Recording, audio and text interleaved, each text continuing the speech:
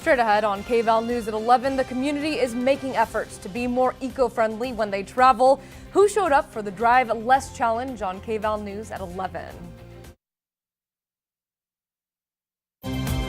First, fair, accurate. From our newsrooms in Eugene, Roseburg, and Coos Bay, KVAL News starts now.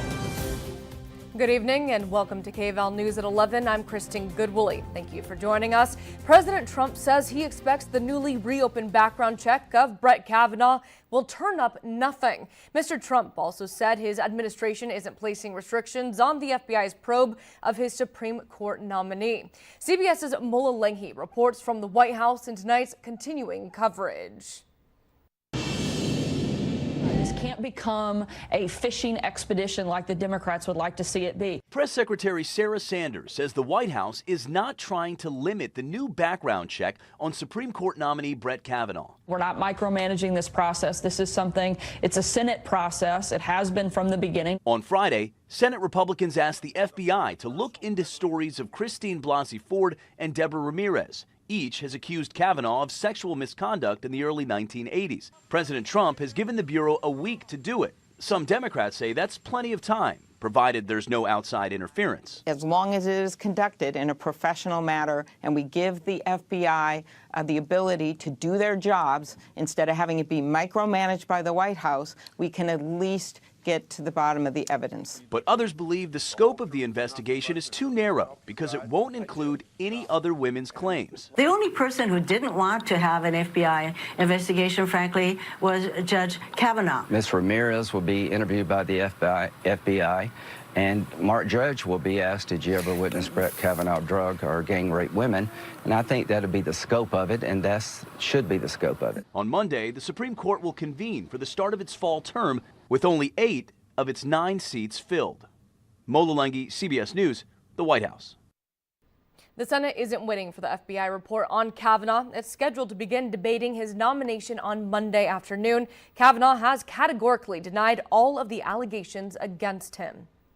We do have a developing story tonight. Police have confirmed one man is dead tonight following an officer-involved shooting this morning. And right now, protesters are still filling a nearby intersection, saying police shouldn't have fired their weapons. Witnesses say they woke up to a few gunshots early Sunday morning. Then there was a pause, then 9 to 10 more, about 12 total. Portland police say officers were patrolling the area when they heard gunfire. That's when they say their officers engaged with one person, shooting them. They say that person died as a result of those injuries. Police say 2 others were hurt in the original shooting. Police have not identified the person killed, but protesters say he was a black man from Portland, a father, brother, and friend. Teresa Rayford, an organizer with Don't Shoot Portland, says she knows the man shot and says this shouldn't have happened. I know that in previous shootings that when it's a person of color that they don't have any restraint when it comes to using bullets. They have tasers, they have pepper spray, they have all different types of devices to not use deadly force, and they continue to use deadly force on people that they actually know. I wouldn't be surprised to hear the police say that he was known to them. The officers involved are going to be placed on paid leave. Police have not released anything specific about what happened. And today's officer-involved shooting is not the first this year for Portland police. In April, officers shot and killed John Ellifritz inside a Portland homeless shelter. Police said Ellifritz had a knife when they first fired 2 beanbag rounds and then shot him 17 times. A grand jury later ruled the shooting was justified. Ellifritz's family filed a wrongful death lawsuit against the city and the officers involved. Then, just 3 months ago, a different agency, Portland State University Police, shot and killed Jason Washington on campus. Witnesses say Washington picked up a gun he dropped while attempting to break up a fight. Washington's family and students held a vigil to honor him last night. Hundreds of students are now pushing to disarm campus police. The PSU Student Union has been occupying the public safety building for nearly a week now. And taking a first look at weather, here's a time lapse of the sunset earlier. We'll turn to Christelle Kumwe with a first look at the forecast. Good evening. Hope you're enjoying what's left of the weekend. As we move closer to Monday, we're going to see our temperatures drop to the 50s in Eugene, Coos Bay, and Roseburg, and see increasing clouds overnight. And tomorrow morning, we're going to be waking up to partly sunny skies and cooler temperatures in the 50s. We're not going to get a whole lot of sun, but those temperatures will warm up. By lunchtime, we'll be right around 65, and we can expect a high near 68 in Eugene Monday, tomorrow, 65 in Coos Bay, and 70 in Roseburg. So we're seeing mostly cloudy skies, cooler temperatures, but are we going to see some rain in the near future? Stick around and I have your full weather forecast in less than 10 minutes. Police in Illinois are searching for whoever's responsible for vandalizing the Winnebago County Republican headquarters. Investigators believe the vandalism took place overnight. An officer noticed the vandalism on the walls while patrolling in the neighborhood Sunday morning. It appears to be the word rape spray painted on the building. Yeah, I came out and I seen the shame because I guess it was yellow with the light handing over it. It's hard to see. A date of 9/27/18 has been written on the building as well. It's been a year since President Trump announced plans to end the DACA program, which shields young undocumented people from deportation and allows them to work in the U.S. While the program is in limbo, recipients can renew their applications, and last week in San Francisco, many did. Here's John Blackstone. Michelle Yoon's photo session is about much more than getting a portrait. It's part of her bid to stay in America. Yeah, I consider myself American. I have American values.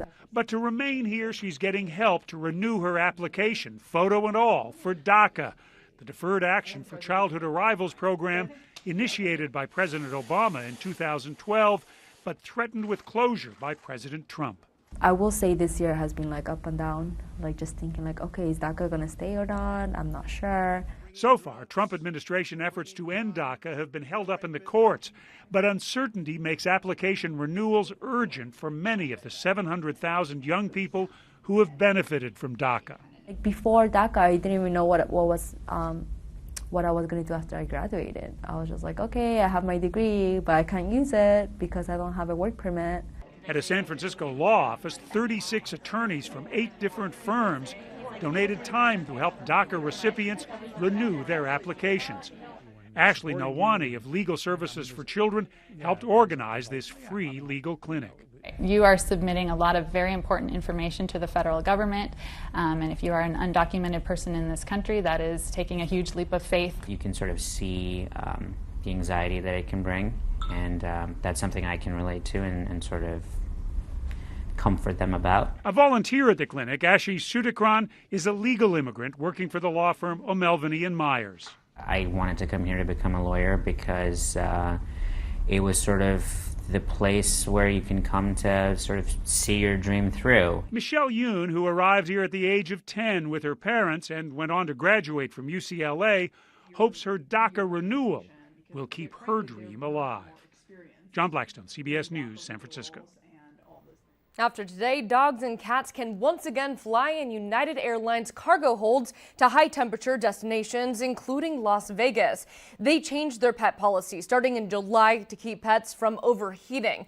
Airports that had pet restrictions included Las Vegas, Palm Springs, Phoenix, and Tucson. Today, a kickoff event was held at Oakshire Public House for the 2018 Oregon Drive Less Challenge. It's an initiative to promote healthy and eco-friendly travel options. Anyone can partake in this challenge. All you have to do is log in on drivelessconnect.com. There you can log your trips where you use eco-friendly transportation, and you can be entered to win prizes. This is our 6th annual Oregon Drive Less Challenge. It's a statewide challenge where we ask all Oregonians to leave their car at home at least once and explore their transportation options. Busing, biking, walking, carpooling, vanpooling, blade, skate, and board. The challenge starts tomorrow, October 1st. It'll last for 2 weeks until the 15th. This weekend, the community was invited to take a look at a living small The year's Tiny Fest Northwest was held at the Lane County Fairgrounds in Eugene. This was an opportunity to tour tiny homes and get firsthand experience about living in one. And for those who are really looking into the lifestyle, there were several workshops and talks diving into building code, solar power, and using recycled material, among other items. Still ahead on KVAL News at 11, the death toll in Indonesia is rising after Friday's earthquake and tsunami. The efforts rescue workers are making to find survivors.